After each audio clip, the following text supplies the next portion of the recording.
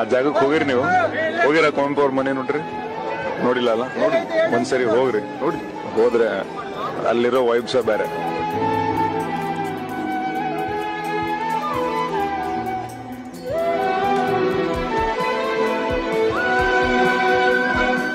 ನಮಸ್ಕಾರ ವೀಕ್ಷಕರೇ, ನಾನು ನಿಮ್ಮ ಆ್ಯಕ್ಟರ್ ಜಯಂತ್ ಬಾಬು. ಎಲ್ರಿಗೂ ಸ್ವಾಗತ ಇವತ್ತಿನ ಬ್ಲಾಗ್ ಕಡೆಗೆ. ಎಲ್ಲರೂ ಹೇಗಿದ್ದೀರಾ? ನಾನಂತೂ ಚೆನ್ನಾಗಿದ್ದೀನಿ. ಕುವೆಂಪು ಅವ್ರದ್ದು ಕೆಲವೊಂದು ಸಾಲು ನೋಡಿದೆ.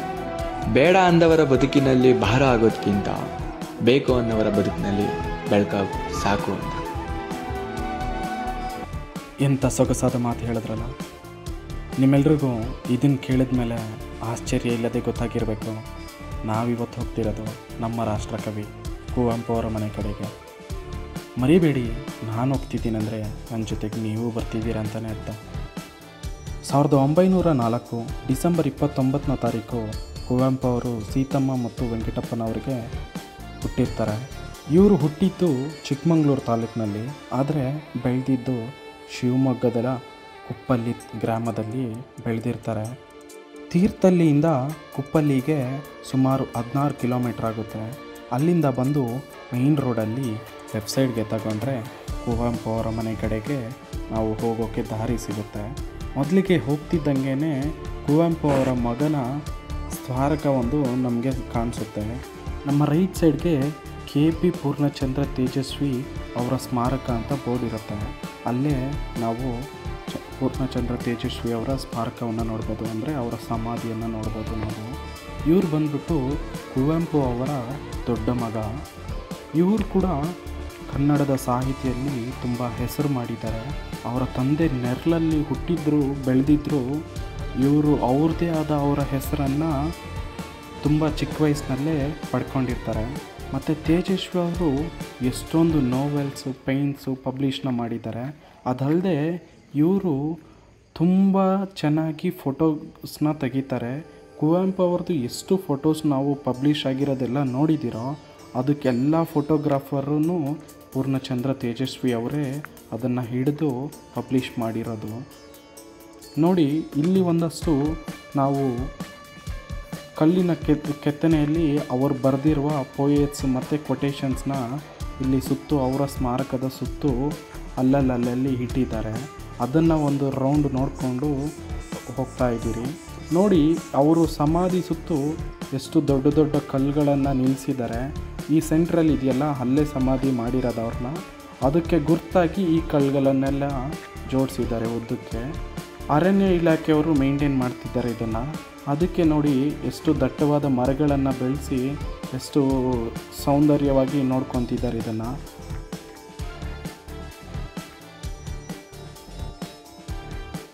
ಇಲ್ಲಿಂದ ನಮ್ಮ ಪ್ರಯಾಣ ಕವಿಯವರ ಮನೆ ಕಡೆಗೆ. ಇನ್ನೊಂದು ಕಿಲೋಮೀಟರ್ ನಮ್ಮ ಪ್ರಯಾಣ ಸಾಗಿಸ್ಬೇಕಾಗುತ್ತೆ. ಹೀಗೆ ಮುಂದೆ ಹೋಗ್ತಿದ್ರೆ ನಾವೊಂದು ಪ್ರಾಥಮಿಕ ಶಾಲೆ ನೋಡಿದ್ರೆ ಇಲ್ಲಿ ಒಂದು ಕೊಟೇಶನನ್ನು ನೋಡಿ ತುಂಬ ಖುಷಿಯಾಗಿ ನಿಮ್ಮೆಲ್ರಿಗೂ ತೋರಿಸ್ಬೇಕು ಅಂದ್ಕೊಂಡಿದ್ದೆ. ಓ ನನ್ನ ಚೇತನ ಆಗು ನೀ ಅನಿಕೇತನ ಅಂತ ಒಂದು ದೊಡ್ಡದಾಗಿ ಎಂಟ್ರೆನ್ಸಲ್ಲಿ ಪ್ರಾಥಮಿಕ ಶಾಲೆಯಲ್ಲಿ ಬರೆದಿದ್ದಾರೆ. ಇಲ್ಲಿ ಸಮ್ಮರ್ ಕ್ಯಾಂಪ್ ನಡೀತಿರೋದ್ರಿಂದ ಒಂದಷ್ಟು ಮಕ್ಕಳು ಕೂತ್ಕೊಂಡು ಕಲಿತಿದ್ದಾರೆ. ಈಗ ಬನ್ನಿ ನಾವು ಕವಿ ಮನೆ ಕಡೆಗೆ ಹೋಗೋಣ. ಇಲ್ಲಿ ಯಾವುದೇ ರೀತಿಯಾದ ಪಾರ್ಕಿಂಗ್ ಚಾರ್ಜಸ್ ಇರೋದಿಲ್ಲ, ಬರೀ ಎಂಟ್ರಿ ಚಾರ್ಜಸ್ ಮಾತ್ರ ಇರುತ್ತೆ. ನಾವು ಈಗ ರೀಚ್ ಆದ್ರಿ. ನೋಡಿ ಕವಿ ಮನೆನ ಎಷ್ಟು ಸುಂದರವಾಗಿದೆ ಅಂತ.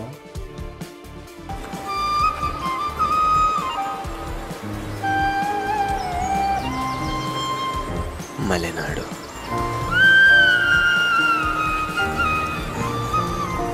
ಕುವೆಂಪು ಮನೆ.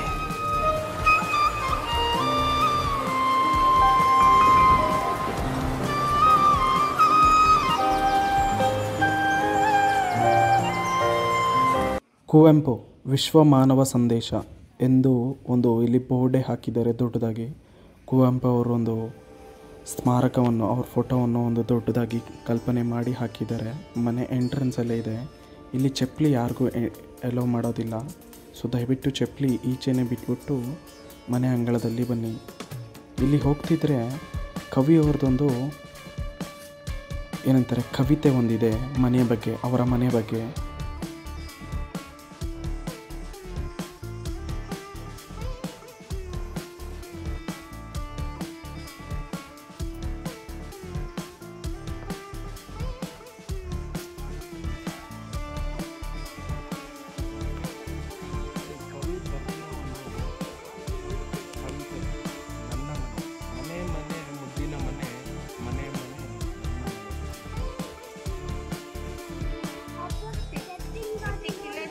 ಬನ್ನಿ ಕವಿಯವರ ಬಾಲ್ಯದ ಮನೆ ಕಡೆಗೆ ಹೋಗೋಣ.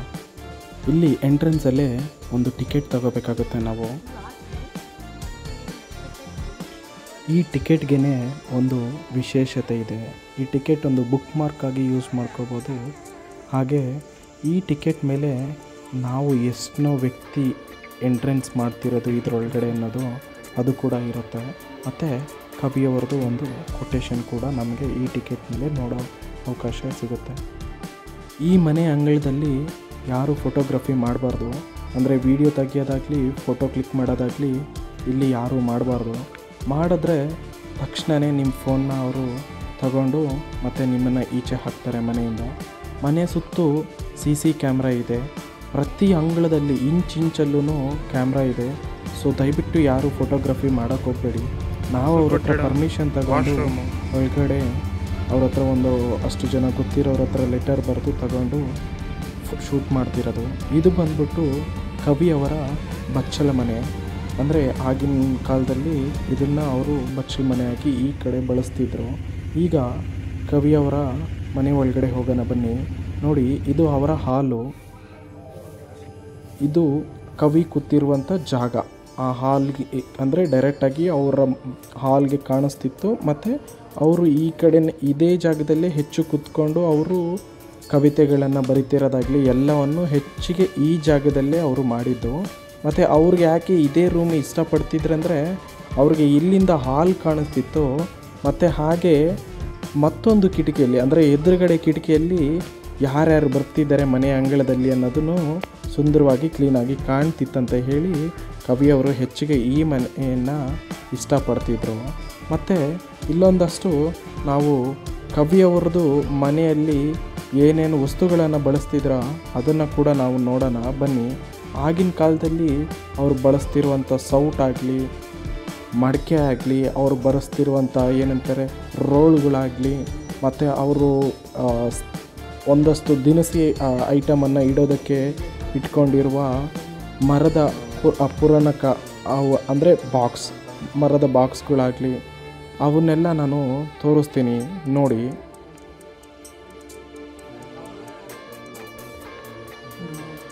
ಎಷ್ಟು ಹಳೇದಾಗಿದ್ದಾವೆ ನೋಡಿ, ಆದರೂ ಈಗಲೂ ಚೆನ್ನಾಗಿದೆ.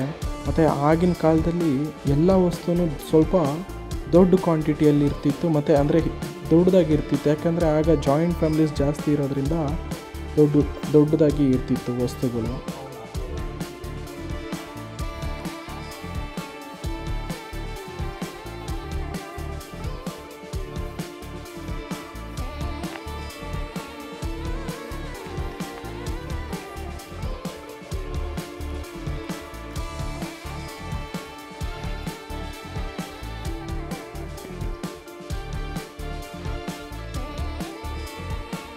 ಕುವೆಂಪು ಅವ್ರದ್ದು ಕೆಲವೊಂದು ಸಾಲು ನೋಡಿದೆ. ಬೇಡ ಅಂದವರ ಬದುಕಿನಲ್ಲಿ ಭಾರ ಆಗೋದಕ್ಕಿಂತ ಬೇಕು ಅನ್ನೋವರ ಬದುಕಿನಲ್ಲಿ ಬೆಳಕಾಗು ಸಾಕು ಅಂತ. ನಾವು ಕವಿ ಮನೆಯಿಂದ ಸ್ವಲ್ಪ ಮುಂದೆ ವಾಪಸ್ ಬಂದರೆ ಕವಿ ಶೈಲ ಅಂತ ಹೇಳಿ ಒಂದು ಜಾಗ ಬರುತ್ತೆ. ಅದೇ ಕವಿಯವರು ಹೆಚ್ಚಿಗೆ ಕೂತ್ಕೊಂಡು ಅವರು ತನ್ನ ಬಾಲ್ಯದಲ್ಲಿ ಕವಿತೆಗಳನ್ನು ಬರೆದಿದ್ದಾಗಲಿ ಅವರು ಲಿಟ್ರೇಚರನ್ನು ಹೆಚ್ಚಿಗೆ ಮಾಡಿದ್ದ ಜಾಗ, ಅವರು ಆಟಾಡಿರೋ ಜಾಗ ಬಂದು ಕವಿಶೈಲ ಅಂತ ಇಲ್ಲಿ ಹೆಸರಿಡ್ತಾರೆ. ಇದು ಕವಿಯವರೇ ಈ ಜಾಗಕ್ಕೆ ಹೆಸರು ಕೊಡ್ತಾರೆ. ಮತ್ತು ಅವರ ಕವನದಲ್ಲೂ ಕೂಡ ಅವರ ಬುಕ್ಸಲ್ಲಿ ಕೂಡ ಅವರೇ ಬರೆದು ಹೇಳಿರ್ತಾರೆ ಈ ಜಾಗದ ವಿಶೇಷತೆ. ಮತ್ತು ಕವಿಯವರ ಸಮಾಧಿ ಕೂಡ ಇಲ್ಲೇ ಇದೆ. ಅದನ್ನು ನೋಡೋಣ ಬನ್ನಿ. ಸ್ವಲ್ಪ ದೂರ ನಡಿಬೇಕಾಗುತ್ತೆ. ಸೊ ನಿಮ್ಮ ಗಾಡಿಯೆಲ್ಲ ಪಾರ್ಕಿಂಗ್ ಮಾಡಿಕೊಂಡು ಅಲ್ಲಿಂದ ಆಲ್ಮೋಸ್ಟ್ ಒಂದು 1/2 ಕಿಲೋಮೀಟರ್ ನಡಿಬೇಕಾಗುತ್ತೆ. ಇದೇ ಕವಿಶೈಲದ ಎಂಟ್ರೆನ್ಸ್ ಪಾಯಿಂಟ್ ಆಗಿರುತ್ತೆ. ಇದು ಪೂರ್ಣಚಂದ್ರ ತೇಜಸ್ವಿ ಅವರು ಈ ಎಂಟ್ರೆನ್ಸ್ ಪಾಯಿಂಟನ್ನು ಮಾಡಿಸ್ತಾರೆ. ಕವಿಯವರು ತೀರ್ಕೊಂಡಿದ್ದ ನಂತರ ಈ ಜಾಗಕ್ಕೆ ಇದನ್ನು ಅವರ ಸ್ಮಾರಕವನ್ನು ಮಾಡೋ ಸಮಯದಲ್ಲಿ ಇದನ್ನು ಕೂಡ ಮಾಡಿರ್ತಾರೆ. ನೋಡಲು ಒಂದು ವಿಶೇಷ ಆಕಾರದಲ್ಲಿ ಇದನ್ನು ನಿರ್ಮಾಣ ಮಾಡಿದ್ದಾರೆ ನೋಡಿ. ಕವಿಯವರಿಗೆ ಸಂಬಂಧಪಟ್ಟಿರುವ ಕವಿಯ ಮನೆ ಆಗಲಿ, ಪೂರ್ಣಚಂದ್ರ ತೇಜಸ್ವಿ ಅವರ ಸ್ಮಾರಕವಾಗಲಿ ಅಥವಾ ಈ ಕವಿಶೈಲವನ್ನು ಕೂಡ ಈ ಜಾಗ ಎಲ್ಲ ನೋಡ್ಕೊತಿರೋದು ಟಿ ಶಿವಪ್ರಸಾದ್ ಅವರು.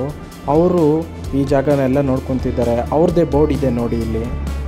ಈ ಕಮಿಟಿಯವರು ಕವಿ ಮನೆಗೆ ಮತ್ತು ಕವಿ ಶೈಲಕ್ಕೆ ಎಲ್ಲ ಸೇರಿ ಸುಮಾರು 350 ಎಕರೆಯನ್ನು ಗೌರ್ಮೆಂಟಿಂದ ತಗೊಂಡಿದ್ದಾರೆ, ಲ್ಯಾಂಡ್ ತಗೊಂಡಿದ್ದಾರೆ. ಮತ್ತು ಗೌರ್ಮೆಂಟೇ ಒಂಥರ ಅವರಿಗೆ ಕವಿಗೆ ನೆನಪಿಗಾಗಿ ಕೊಟ್ಟಿರೋ ಜಾಗ ಇದೆಲ್ಲ. ಈ 350 ಎಕರೆಯನ್ನು ಕಮಿಟಿಯವರು ಹಾಗೂ ಗೌರ್ಮೆಂಟ್ ಫಾರೆಸ್ಟ್ ಡಿಪಾರ್ಟ್ಮೆಂಟ್ ಅವರು ಎಲ್ಲರೂ ಸೇರಿ ಮೇಂಟೈನ್ ಮಾಡ್ತಿದ್ದಾರೆ. ನೋಡಿ ಎಷ್ಟು ಅದ್ಭುತವಾಗಿ ಮೇಂಟೈನ್ ಮಾಡಿದ್ದಾರೆ ಇಲ್ಲೆಲ್ಲ. ಇಲ್ಲಿ ಒಂದಷ್ಟು ಕಲ್ಲು ಬಂಡೆಗಳು ಇದ್ದಾವೆ. ಅದಕ್ಕೋಸ್ಕರನೇ ಕವಿಯವರು ಹೆಚ್ಚಿಗೆ ಈ ಜಾಗಕ್ಕೆ ಬಂದು ಪರಿಸರದಲ್ಲಿ ಕೂತ್ಕೊಂಡು ಆಗ ಕವಿತೆಯನ್ನು ಬರಿತಿದ್ರು ಆಗಿನ ಕಾಲದಲ್ಲಿ.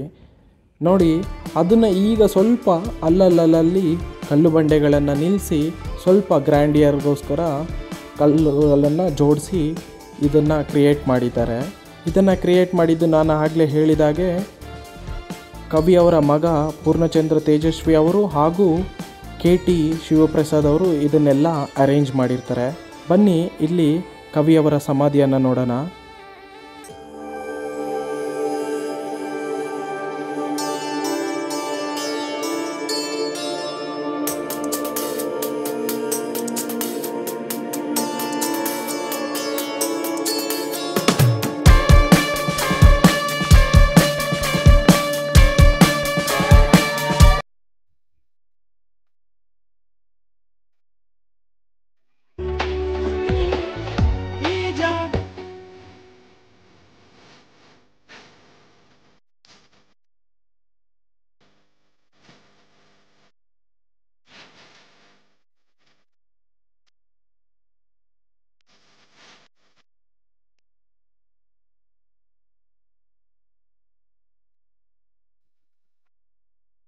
ಧನ್ಯವಾದ ಸ್ನೇಹಿತರೆ.